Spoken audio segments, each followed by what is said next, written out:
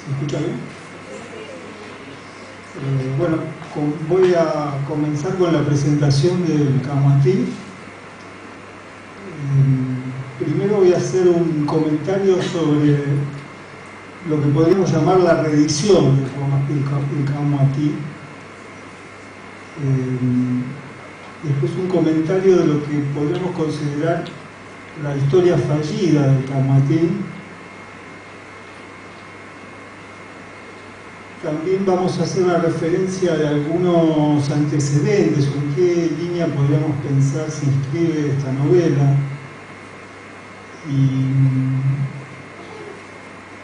Y por último comentar algo sobre la puesta en escena que va a ocurrir después de esta presentación, que me parece que tiene relación con la historia misma del Camoatí.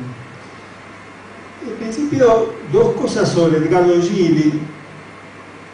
Una, yo no sé si es importante, pero marca algo. Nació en Freire,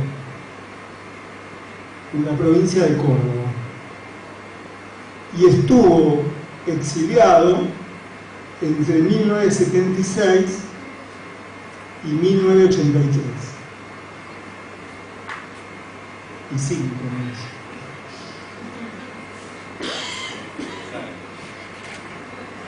No, pensé que era el 83. No me hagas así con todas las... No te voy a dejar pasar una.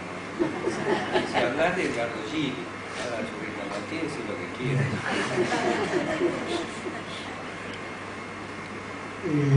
Este chiste tiene relación con que esta presentación estuvo mediada por distintas conversaciones en las que yo le pregunté a Edgardo qué le gustaría que se diga de Camoatí, ¿no?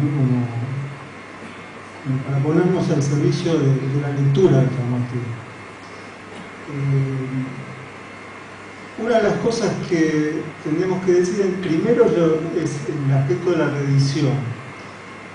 Camoatí se editó por primera vez en 1998. Lo editó la editorial Narvaja de Córdoba y ahora lo edita la editorial La Cebra en el 2012. O sea que acontecieron 14 años desde la primera edición, y creo que Edgardo empezó a escribir el Camoatí en 1995. La historia del Camoatí me parece que presenta algo que tendríamos que pensar, que es una historia a la que les costó ser leída en el momento de su publicación. Incluso es una historia, la del Camoatí, que no encontró el destinatario que buscaba.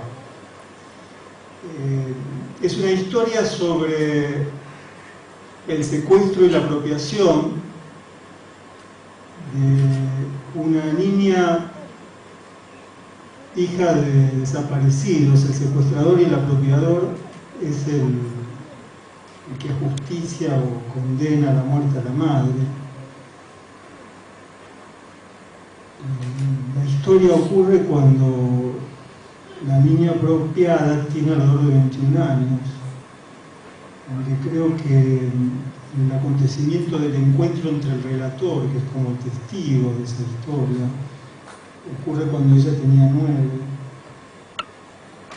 Y entonces la historia se desarrolla entre los 9 y 21 años, de la que primero conocemos como Paula y después recuperamos con el nombre de Natalia. El tema de los nombres es propio de esa novela. Es una novela donde los nombres aparecen, desaparecen, los nombres están atravesados por el olvido, por la tristeza, por el dolor.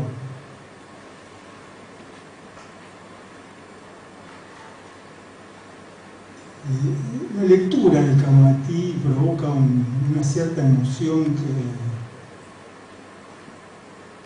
incluso recupero en este momento de hablar de la novela.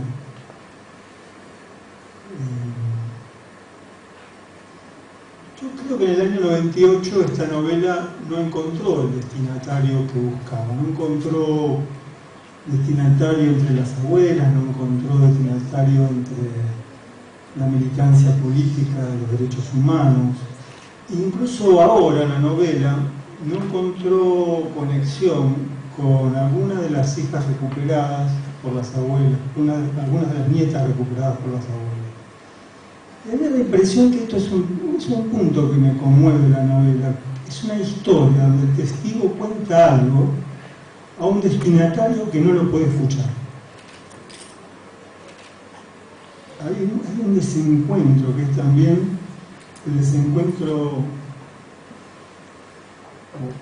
o el encuentro fallido en la historia argentina entre un relato de un testigo que se dirige a alguien que no está en condiciones de escuchar porque no llega a la cita. Edgardo en estos últimos meses trató de conectarse con distintas nietas recuperadas y falló el intento. Eso es muy curioso, ¿no? Tal vez eso es una condición de lectura de esta novela. Se lee sabiendo que ahí hay un mensaje, hay un encuentro fallido, algo que no se puede dar, y por eso la novela, me parece, se lee y se seguirá leyendo entre nosotros como ese testimonio. La otra cosa curiosa es que Camatí se publicó en 1998, se publica ahora, y siendo hay una correspondencia palabra a palabra entre la primera novela y esta, entre la primera edición y esta. Podríamos decir, son iguales, pero no son la misma. Esa distinción me parece que hay que pensar entre lo igual, entre la igualdad y la identidad. Es la misma novela, se corresponde palabra con la otra, pero no es la misma historia. Yo memoricé un pequeño fragmento para que ustedes vean cómo trabaja esa no identidad de las historias que se cuentan entre la primera edición y la segunda. Hay un fragmento que dice: había salido de mí, había alcanzado ese estado en que las cosas cambian de nombre y todavía los nuevos nombres no existen. Había salido de mí, había alcanzado ese estado en que las cosas cambian de nombre y todavía los nuevos nombres no existen. En 1998 a mí me parece que esta es una frase que claramente apuntaba al problema de la resistencia, al problema del olvido, al problema de la justicia, al problema de la memoria. Había salido de mí, había alcanzado un estado en que las cosas cambian de nombre y los nuevos nombres todavía no existen. Me parece que en estos días esa frase, fíjense, se escucha distinta, ¿no? Había salido de mí, había alcanzado un estado en que las cosas cambian de nombre y todavía los nuevos nombres no existen. Me parece que hoy es un relato de otra cosa, del dolor, es un relato de lo irreparable, es un relato de la herencia.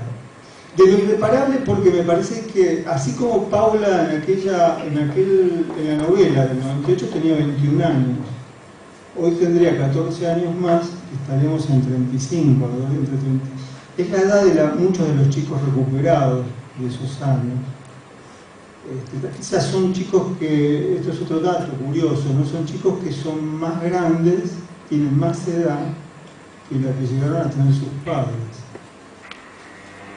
Esa más edad también plantea también la idea del problema de la herencia. Hoy está más en juego el problema de la herencia, el deseo de la herencia, o la herencia como deseo de volver a recuperar un mensaje. Y del dolor, porque también esos padres desaparecidos hoy tendrían entre 50 y 60 años y lo que no vivieron ya es irreparable.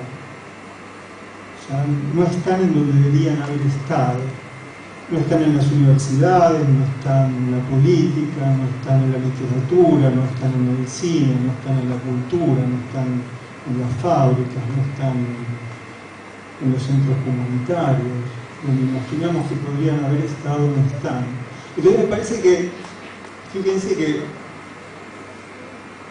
había salido de mí